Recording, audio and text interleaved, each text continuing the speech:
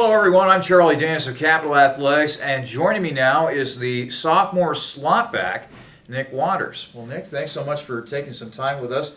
Let's go back to the beginning. How did you get interested in football? Just playing every day, outside with my brothers. We'd play football, basketball, baseball every single day.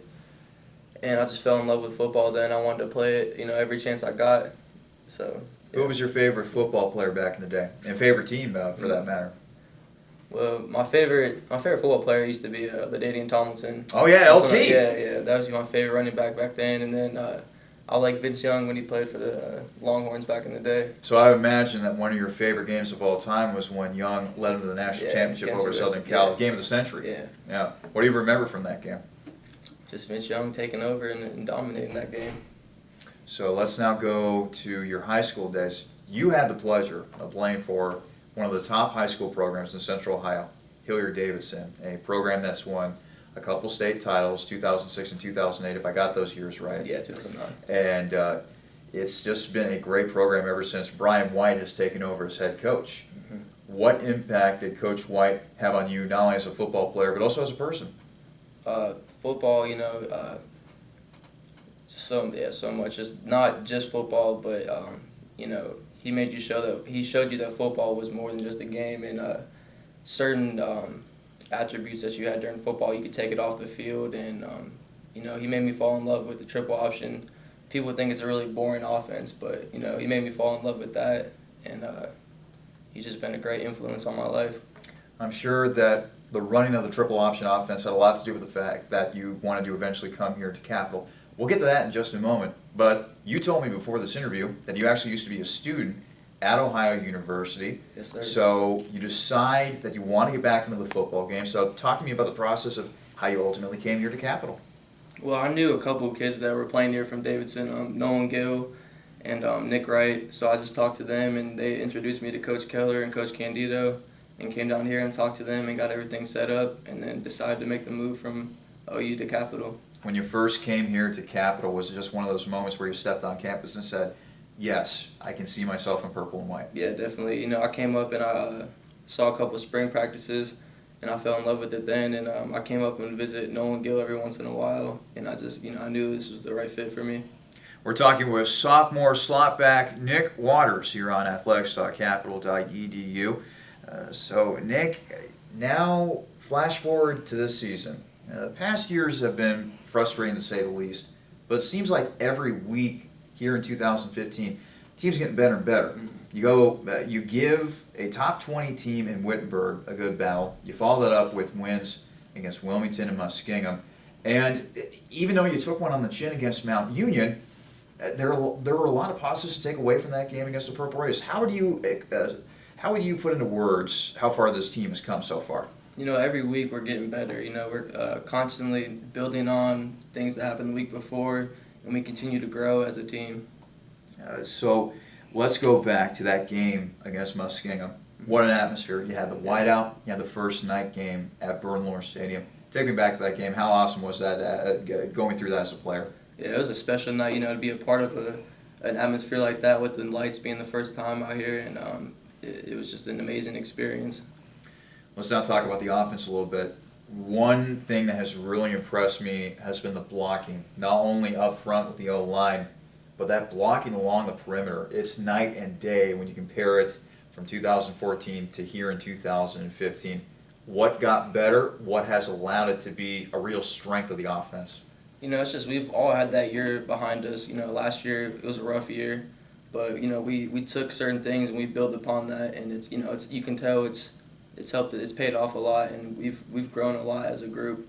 Looking at players such as yourself, big average yards per game. I think you're averaging around 7 yards per game. Corey Heater, playmaker. Even the quarterbacks, Nick Iskey and Zach Sheridan, they've been picking up big yards on the ground as well. A lot of that has to do with the offensive line, right? Definitely. It's all of them. All the plays we get are all on them. They're on the other slots. They're on the receivers. It's all the upfront blocking that allows us to get, those big yards. So now the next game, it's Otterbein week. This is business, big boy. You got to bring home a win against the Cardinals, obviously. Before we get into that matchup with the Cardinals, this is something that I was talking about with Coach Candido. I feel like the word rivalry is thrown around very loosely. Like, it doesn't really have a meaning to it. It used to be that when you talked about a rivalry, there was history behind it. These teams have been meeting since the days of leather helmets. When you think of the word rivalry, what's the first thing that pops into your mind? It's gonna be a great game. You just hate the other team, and you know that each team is gonna bring their all. So another thing that I was talking about with Coach Candido is a lot of times when you prepare for big games like these against Otterbein, whether it be a rivalry game or when conference championship and something big is on the line, you tend to worry that you get too hyped up for these games. You get too juiced before the game. As a player, how do you guard against something like that? You just gotta stay even keeled throughout the entire game. You can't get too high, you can't get too low, and you just gotta. The fans and the atmosphere will get you through it. So a guy that you are going to be going up against defensively for Otterbein, Drew Irvin, 45 tackles, third best in the OAC. When you look at Irvin, when you look at the rest of the guys on film of that Otterbein defense, what stands out? What needs to happen in order for you guys to be successful? We know he's going to bring it. Offensively, we just got to get him on the ground like we do every week. We got to get guys on the ground. We got to sustain our blocks. We just got to make plays. Your offense is very unique this year in that you have not one but two quarterbacks manning the controls. It used to be the old saying, if you have two quarterbacks, you have none. But in my opinion, you guys really have some assets at the quarterback position in Nick Iskey and Zach Sheridan. Can you assess how they've done so far this year? And what do each of those guys bring to the table? They're both great weapons to have offensively. They both bring different personality to the game. They both add a little different something to mix up the game when we're driving down the field. Iskey, he's going to run hard. He's going to run the offense very well. And then you got Sheridan coming in. You never know what Sheridan's going to do. We are talking with sophomore slotback Nick Waters here on athletics.capital.edu. So, Nick, this is a game that is huge for Capital.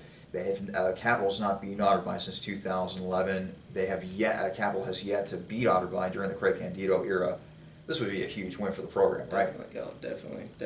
We're looking to get him that win, and also we're just looking to beat Otterbein this week. And it's also homecoming as well, so there's going to be a lot of special things in the air. Lastly, we always like to end these interviews. We like to learn more about you as the student athlete. So tell us your major. What do you plan on doing after football? My major is exercise science, and I'm looking to go to grad school to be a PA. So why do you want to pursue a career like that?